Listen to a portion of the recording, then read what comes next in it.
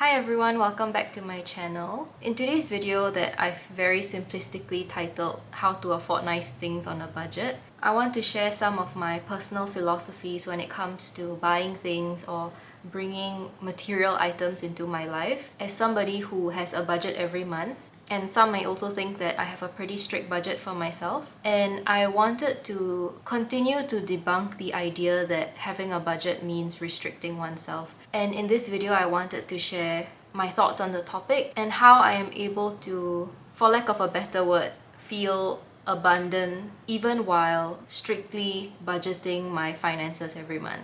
I made a video about my tips on how to budget successfully, and this is kind of a companion video to that, where in that video I talk about specific steps on how to be successful in creating and maintaining a monthly budget for yourself. But in this video, I wanted to go a bit further and talk about the philosophies towards spending that I personally follow, and not so much about having a budget. But on that note, I also want to give a disclaimer that the advice or the philosophies that I'm about to share, I call it philosophy, but maybe that's too grand a name. It's just general principles that I have when it comes to spending. So the principles that I'm about to share, I should probably contextualize these principles. So it's assuming that you already have your finances sorted in terms of having a budget, in terms of planning for your medium to long-term goals.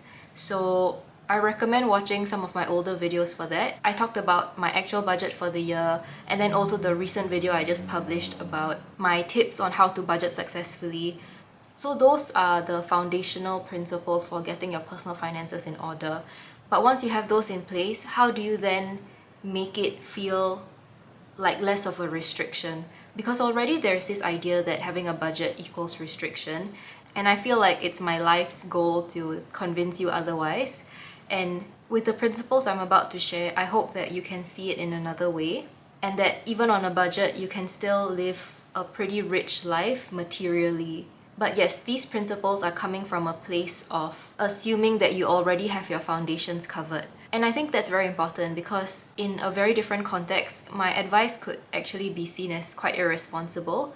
So for the purposes of this video and the principles that I'm about to share, we're going to assume that you're not living paycheck to paycheck. You're not struggling to put food on the table or struggling to even put aside any savings.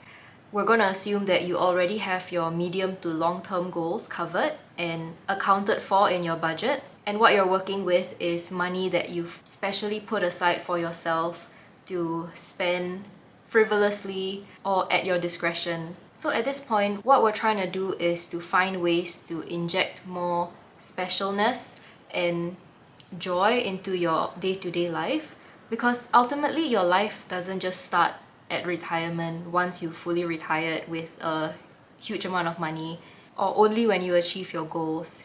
I do think that your life is in the everyday moments and how you spend even the most mundane days in your life. So being able to have more specialness and joy is kind of our goal, or at least it is my goal, to make my everyday life slightly more special and enjoyable. In this video, I'll be focusing more on the acquiring of material things, but that is not to say that the richness of one's life can only be found in the material things. Obviously, there are things like your hobbies, your relationships, your experiences. All of those can contribute to a richer life, a more comfortable life, and oftentimes you don't even need a lot of money to have those things. But of course, money helps. It's just that the reason why I'm focusing on material things in this video is simply because it's the angle for this video. And so I'm only focusing on the material part of this equation. Finally, I just want to say that obviously I'm sharing advice that has worked for me, but your circumstances might differ. And I'm by no means perfect either. I still make decisions that I regret, even though I have these principles that I say that I follow.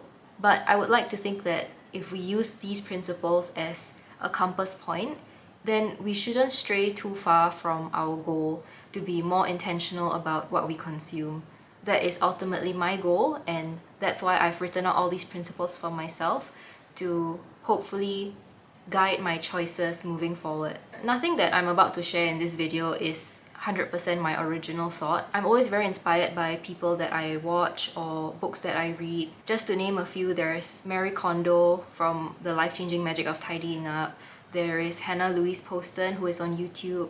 There is also Rajiv Surendra. I really love his videos. All these people have influenced me over the years to be more mindful about my consumption and the beautiful things that I choose to bring into my life and what I choose not to bring into my life. So I highly recommend those people if you want to know more.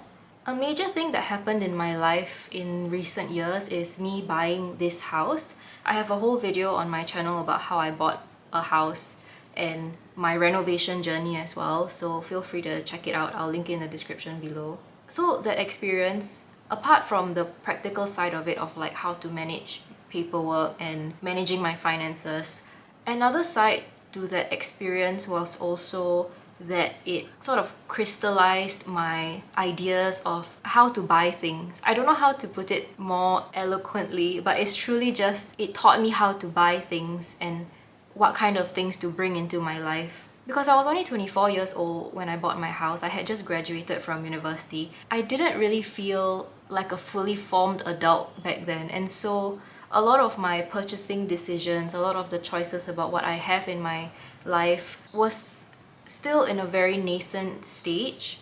Of course, I knew sort of my tastes and my preferences, but it was not as clear then as it was now. And also the priorities I had when it came to spending my money, it was still shaped by my early attitudes towards money back then. So for example, I was very price conscious and I was only looking at price. I wasn't really looking into things like quality or customer service. And so the mistakes that I made from that experience of buying my house and renovating my house, those taught me lessons that I eventually refined into these specific philosophies that I'm about to share. And that experience was not just a simple one-off incident, it was a very long drawn process of acquiring the house and acquiring the things to fill this house. So I feel like at that scale, every little choice that I made was magnified. Its impact on my life was magnified. And so I felt like that was able to bring a lot of things into perspective very clearly because I could see the impact of my choices very immediately. I was having to make decisions on the hundreds and thousands of dollars level, whereas before I was always making purchasing decisions like under $100, but then having to suddenly make many purchasing decisions in that $100 range or the $1,000 range. I feel like that really refined my perspective on how I spend money and also the value of what I get from how much I spend. All that to say, I feel like I've had a lot of experience over the last 28 years of my life in helping me refine these ideas, and I think these are valuable lessons to have learned and to pass on. And so that's why I wanted to make this video, to hopefully provide some sort of guidance on your future purchasing decisions. Because who likes the feeling of buyer's regret? Honestly, that is one of my least favorite feelings in the world. And I feel like slowly I have reduced the frequency of that happening to me. And with that very long intro, I will finally get into the 5 things that I want to talk about. I will just call them principles for now. So the 5 principles that I have to help you feel rich and abundant even on a limited budget. So let's start with the first one. The first principle is to aim to only buy it once. This is as straightforward as it sounds. When you buy something, you buy it in the hopes that you will only have to buy it one time. So you're hoping that this item can last you the rest of your life, or at least for years to come. So you're not looking to have to replace it very frequently. So what this means is you're looking to buy a high quality version of that thing rather than the cheaper and lower quality version of the item. This can apply to a wide range of things, from shoes to luggages to clothes to kitchen appliances. Unless of course it's urgent, it's worth to do a bit more research on finding a good quality version of the thing that you want to buy and to resist buying the lower quality versions of the thing. There's also the argument that the more expensive the item is, the more inclined you will be to take care of it, and so it will last longer. So not only will the higher quality thing last longer, you might also be more inclined to take care of it better, because it was more expensive to begin with. On the outset, it might seem more expensive because you're paying for a higher quality item, but in the long run, it can save you money because arguably if you have one high quality thing, you don't need to replace it as often, and you also don't need more than one of that thing if you have that one high quality thing. So one example I can think of is a good quality luggage. If you have a good quality luggage and it can last through several trips for years and years before it breaks down, in the long run you save more money than say you were to get a cheap luggage that breaks down after 2 trips. This also applies to things that you use more regularly in your life, like shoes. If you buy a better quality pair of shoes, those can last you for years compared to if you get a cheap pair of shoes that can only last a few months and you have to constantly replace the shoe. Personally, I also find that I am more careful and mindful when I'm handling a better quality item because I'm aware of how much I spent on it, and so I want to take better care of it. But generally also higher quality items tend to be hardier, so they can withstand a lot more wear and tear. So overall, I think you get a better lifespan with a higher quality item. Of course, it's not always reasonable to expect an item to last forever. You will eventually have to buy it maybe a couple more times depending on how quickly you wear the item through. But generally, I think this principle still stands.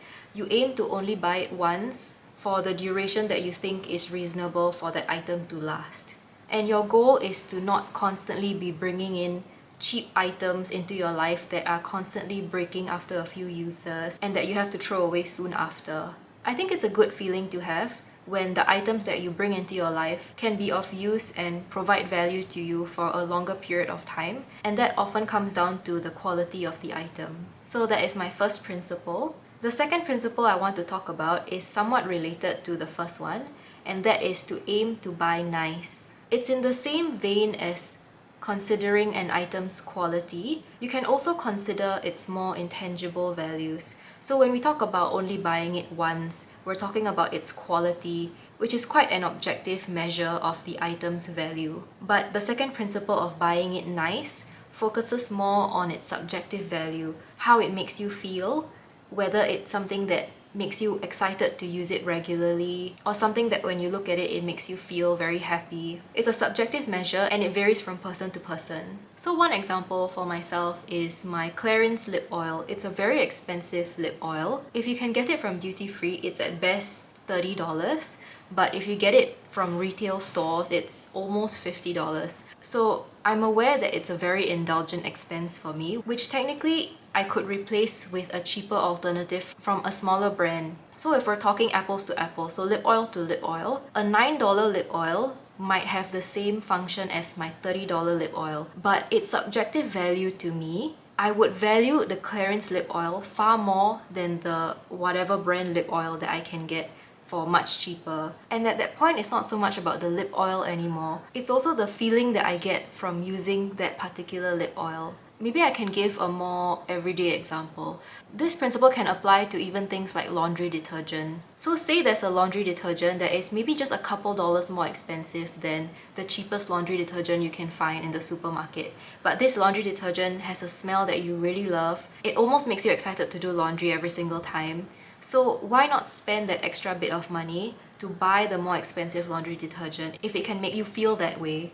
You can probably guess that this might not be the most financially sustainable principle because there is no end to the subjective value of something, and oftentimes it's also used as a justification for overspending on ridiculously expensive things. So it does require some degree of discipline and self-awareness to know at what point is it unreasonable for you and your finances. You have to be self-aware in order for this principle to be financially sustainable. Some of the ways I do that is to limit what I buy. So I limit the number of less nice things so that I can afford the nicer thing. So for instance, that could look like me limiting the number of lip products or lip balms that I buy on a whim so that I can buy just my one nice lip oil once every few months. It's not always an equal measure, but that's one way for you to balance the scales to make sure that you have enough resources to buy the higher quality and the more expensive thing,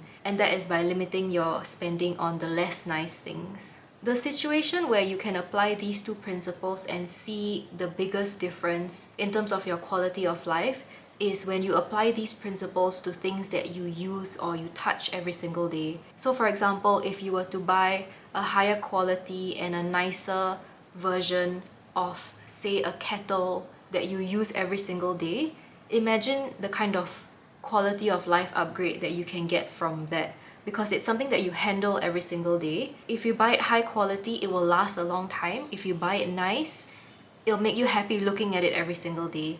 Because you do consume with your eyes first. You look at the item before you use the item. People say that about food. I say that about physical objects. So if you invest in the thing that makes you happy even looking at it, I do believe that it will add to your quality of life. It's also a way to make every single day feel just a bit more special, a bit richer, if you will. And again, I have to repeat that this should not be at the expense of your medium and long-term goals. We started this video assuming that those are already accounted for in your finances. I mentioned in the previous video about budgeting some fun money for yourself, and these principles are just some suggestions on how you can maximize that fun money to bring the greatest utility and joy to yourself. Of course, it's prudent to delay some gratification and have an eye on the long term, but at some point you also have to enjoy your life now and appreciate every moment in the present. And part of that is surrounding yourself with items that at least bring you a certain amount of happiness when you use it or when you see it. And I'm not just talking about nice things superficially, but also things that can make your life easier or less frustrating. And arguably, having to replace something often is pretty frustrating, so that's why you invest in a higher quality version of that item. And if you're gonna have that thing for a long time, then why not also make it a nicer version of the thing? And that is my appeal for those two principles, to aim to buy it once and to aim to buy it nice. Let's move on to the third principle, which is to learn to appreciate without needing to own the thing. Basically, this principle is saying that you don't need to buy the nice thing if it's not within your budget, if it's not a wise purchase, or if it's not something that you need at all. And most importantly, just because you have the means to buy it doesn't mean you need to buy it. For myself, this applies to things like makeup, clothes, certain electronics. One way that I counter this feeling of wanting to buy something is by going window shopping. So I love going physically to the mall, to go to different stores and just window shop. I look at the item, I handle it in my hands. I try to imagine how it would feel to have the thing, and then I let the feeling go. I think it's easier to do this with in-person shopping because there's a higher barrier to impulse purchasing, whereas if you're online looking at something, I feel like the barrier to impulse purchasing is much lower, and so there's a higher chance of you buying the thing impulsively when you're just browsing online. So I do recommend going to the store to really think through your decision, because there's a chance that once you handle the item, you might realize that it's not what you expected. But even if it's truly what you expected, you can still sort of appreciate the form and the design. You can appreciate it without having to purchase it yourself. I have an example for this one. So a few months back, I suddenly became really enamored by the Nintendo Switch Lite. The ones that come in the bright colors like pink, yellow, and teal. I thought it looked so much cuter than the original Nintendo Switch that I wasn't very interested in. And what compelled me to want it for myself was actually this one photo that I saw of this person completely decking out their Nintendo Switch with a really cute pink cover and with the little rubber cover for the keys.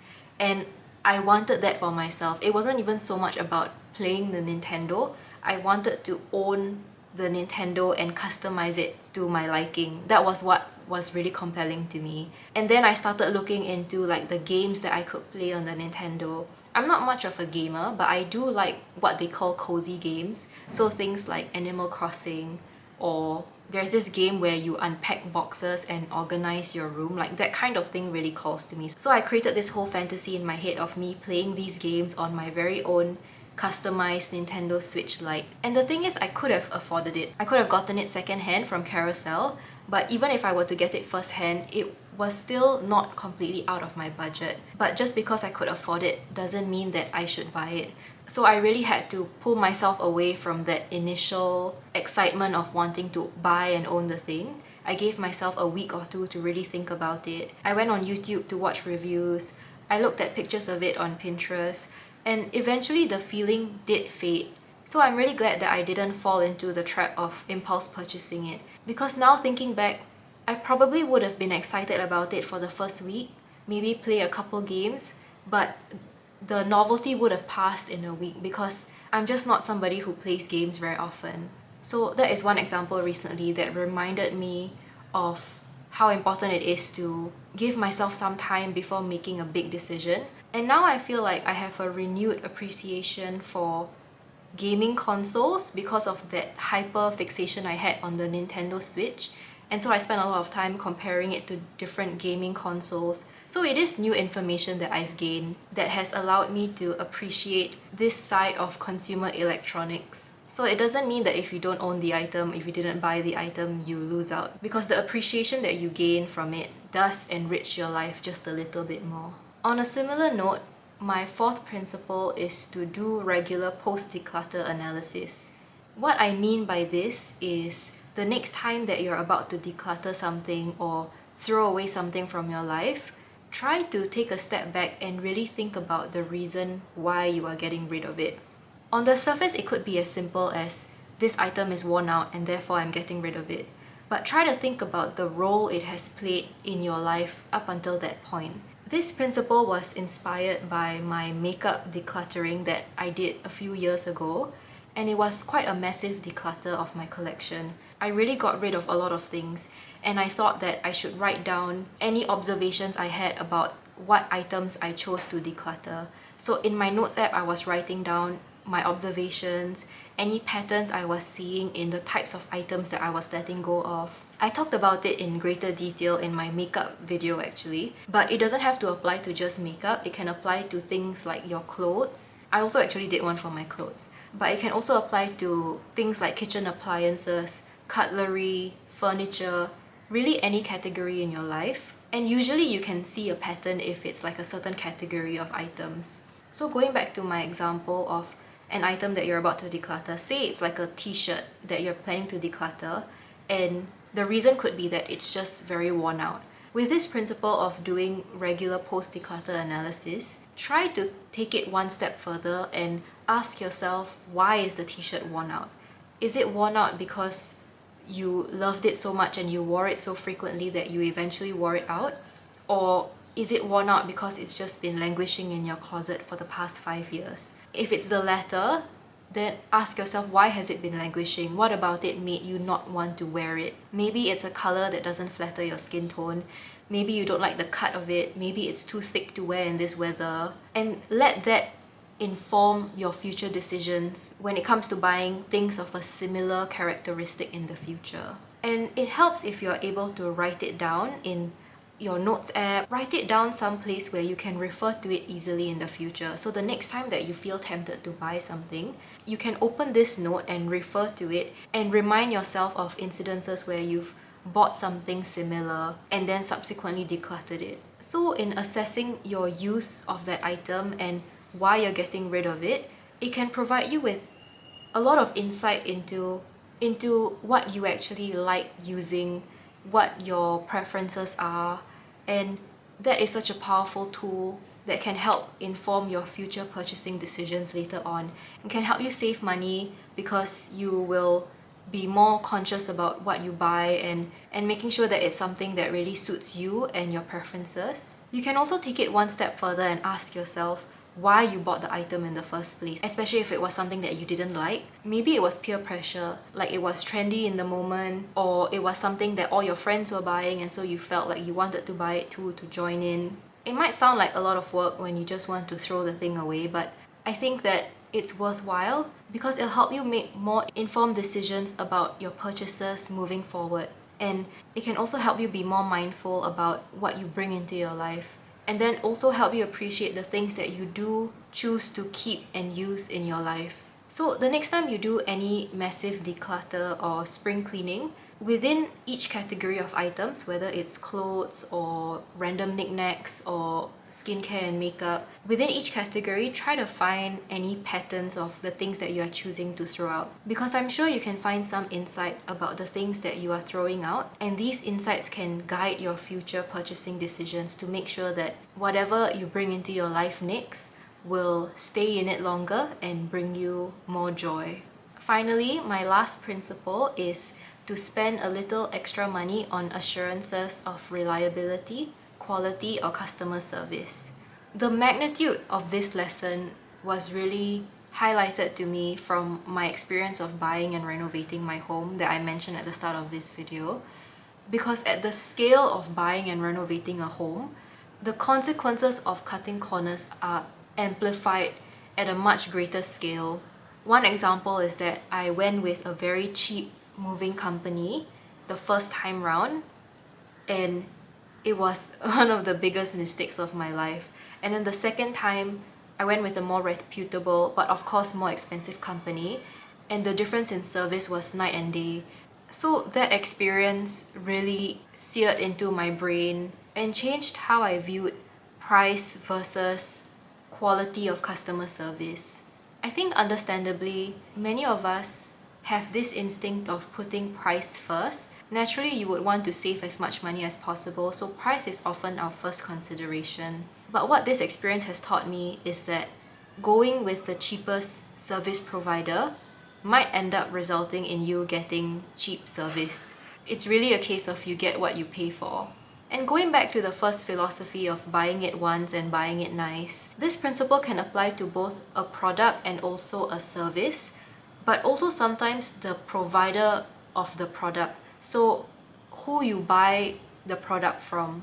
You might already have had experience of this on a platform like Shopee, the experience of buying from a seller with 0 reviews versus a seller with thousands of reviews. Which seller do you think will be more likely to provide proper conflict resolution if there's something wrong with your order? Since we're talking about reliability and customer service, I'll focus more on services rather than products because we already covered that in the first principle with the principle of buying it once. So when it comes to spending more money on assurances of reliability and good customer service, think about it this way. When a service is performed poorly, oftentimes that can cause more mental stress and even be more expensive in the long run. Going back to my movers example, because my first movers did a poor job, I spent more money trying to fix their mistakes, and I still had to get another mover anyway. So even though at the time of purchasing the service, I thought that I was paying less,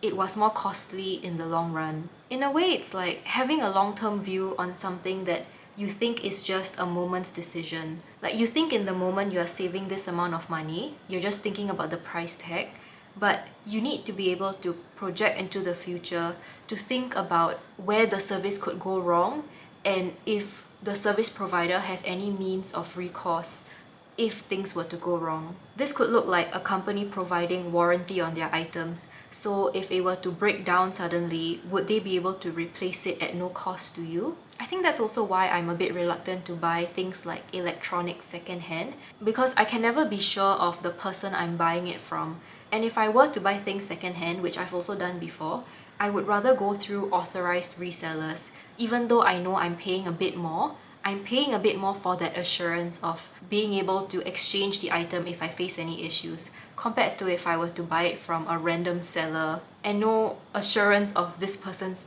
background and character. So the next time you see a product or a service being sold below its value, instead of leaping at the opportunity, you should instead be wary because there is a reason why it's being underpriced. And oftentimes it may be at cost to you. On the flip side, of course, just because things are more expensive doesn't necessarily mean that it's better. So you really have to sense check and see the entire situation as a whole rather than laser focus in on just the price tag of the item. For instance, think about the reputation of the person or the company that you're buying it from and any hidden services that you get on top of the higher price tag. And then you can properly decide for yourself whether it's worth paying that extra bit more. And that is the fifth principle. As I've gotten older, I do find myself paying more for this assurance that I'll get a reliable service, or at least the assurance of a higher quality product. That is something that has become more and more important to me the older I get and the higher my purchasing power. When I was younger and had less money, of course my primary concern was the price. But the impact of my choices back then, and also the kind of things I was buying anyway as a young person, is different from the purchasing decisions that I'm making now as an adult. So I would say the more important the purchasing decision, the more you should consider spending a little more money on these kinds of assurances. And that's what this principle is trying to get at. And with that, we've come to the end of this video. I hope it was not too all over the place. Thinking back to my points now, I wonder if I answered the question of how to afford more on a modest budget. But I hope some of it came through and you got something useful out of this in terms of how to think about your next purchase. I guess what I was trying to get at in this video was a way for you to make better decisions with your money in a way that makes you feel like you can afford nice things for yourself. Because it's a horrible feeling to feel like you're constantly restricted and that you can't buy yourself nice things, you can't treat yourself, when maybe all you need is a mindset shift. And these principles that I've shared can hopefully trigger that mindset shift for you. And I hope I've managed to do that. But if not, let me know what you think anyway, or share some of your own principles if you have something similar. I would love to hear it. That's all from me today, and I will see you in my next video.